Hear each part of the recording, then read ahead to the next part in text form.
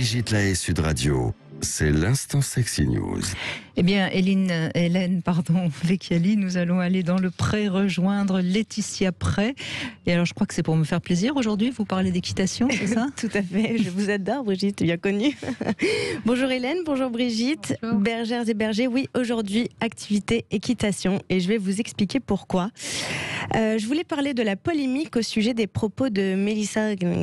Désolée, je n'ai pas retenu son nom de famille. Je préférais aller chercher d'autres infos, à vrai dire.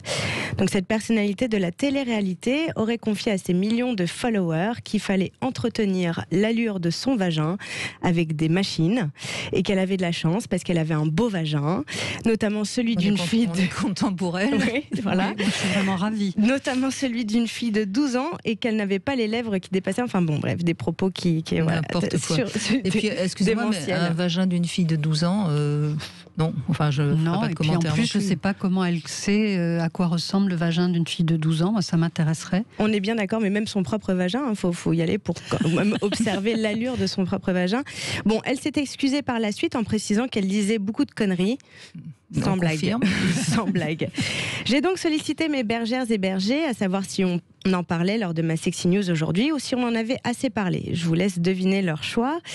Heureusement, Brut, qui est une société de médias, a interviewé une gynécologue afin de décortiquer ses propos et d'expliquer donc ce qu'était un vagin d'une manière anatomique, que l'allure d'une vulve, parce qu'elle a sûrement voulu parler de ça, que l'allure d'une vulve était propre à chacune, qu'il n'y avait pas d'anatomie parfaite et surtout qu'un vagin d'une fille de 12 ans en croissance n'était pas censé être sexualisé.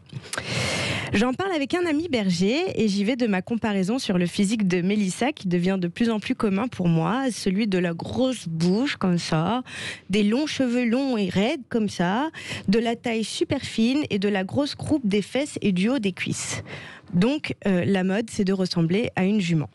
Oui, alors on rigole, oui on se moque. Nous on sait rire de tout dans ma prairie. Alors, donc on continue de discuter à ce sujet. Et là mon ami me dit, moi perso, une nana qui fait de l'équitation, ça m'excite grave. Et c'est vrai que c'est pas le seul à m'avoir dit ça. Et ça fait plusieurs fois que j'entends ça. Alors aujourd'hui, on se penche avec beaucoup de légèreté, attention ne pas tomber dans le premier degré, sur l'érotisation de cette discipline. Vous voyez qu'ici-bas sur la terre, tout va bien quand on est à dada.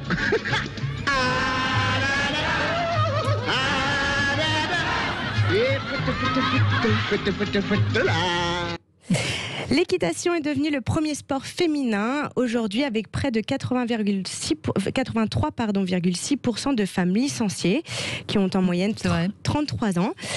Pour la compétition, c'est à peu près le même taux. Donc, alors, elles sont majoritaires et ces cavalières de la séduction ont un nom, la Horse Girl en anglais. Et oui, ça fait toujours plus stylé apparemment.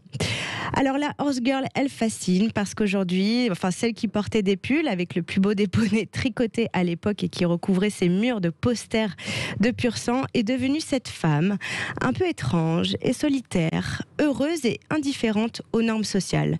Celle qui a lâché la bride sur tous les aspects de sa vie. Elle connaît un vrai succès depuis ces périodes de confinement parce qu'elle n'a pas attendu d'être enfermée pour être proche de la nature et de se réserver des moments de liberté sans les Instagrammer inlassablement. Et ouais, la vidéo en selfie au 3e galop, à mon avis, c'est techniquement compliqué.